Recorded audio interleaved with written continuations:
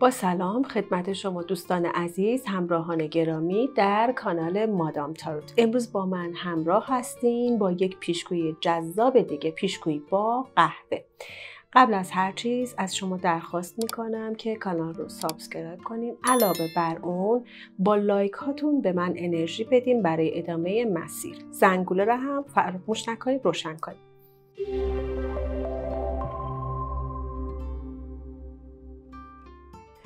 خب میریم امروز برای انرژی های جاری پیشگویی با قهوه برای شما دوستان عزیز دی ماهی. ببینیم برای شما چی رقم خواهد خورد.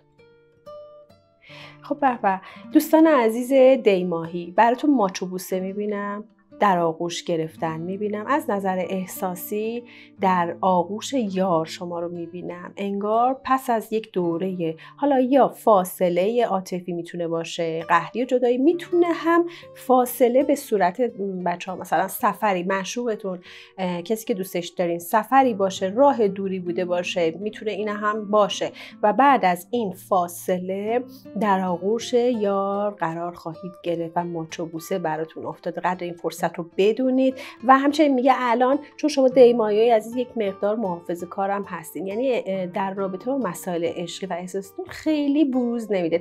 الان وقت مخفی کاری و در واقع رازآلود بودن نیستش. چیزی که الان نشون میده، میگه کسی که دوستش دارین بهش بگین که دوستش دارین. بعد از این دیدار احساستون رو بروز بدین و در واقع رابطه رو گرمتر بکنین. آتیش افتاده. اگر میخواین رابطتون رو گرمتر کنین، یک مقدار از نظر زبانی هم به یار نشون بدین اون عشق و علاقتون و قدر یار رو بدونید و دوباره روزهای گرم به سمت شما برمیگرده پس از یک دوره سردی عاطفی.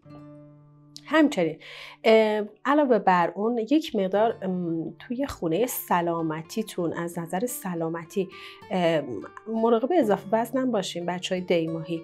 یه مقدار از نظر سلامتی مراقب هم اضافه وزن، هم خوردن شیرینیجات و اینجور موارد باشین. ورزش رو حتما دوستان عزیز، اگر الان سرلوحه کار و برنامه‌ریزی روزانه و هفتگیتون قرار ندین، انتظار اینو داشته باشین که تو ماه‌های آینده یه مقدار به چالش بخورین، از نظر سلامتی به چالش‌های سلامتی بخوریم. پس این هشدار رو هم جدی بگیرید. دی ماهی هایی که میخوان خرید و فروش ماشین انجام بدن، تعویض خودرو انجام بدن، توی 3 فصل آینده این امر براشون میسر خواهد شد. و همچنین خبر از یک 20 افتاده کد، یک کسی که فراسوی مرزهاست، خارج از کشور، میتونه خواهر، برادر یا عزیزی باشه که برات خیلی عزیزه، ممکنه دیدار باش تازه کنی یا مکالمه تلفنی رو داشته باشی که خبر خوبی رو بهت بده و خوشحالی بسیار بسیار زیادی رو داشته باشی.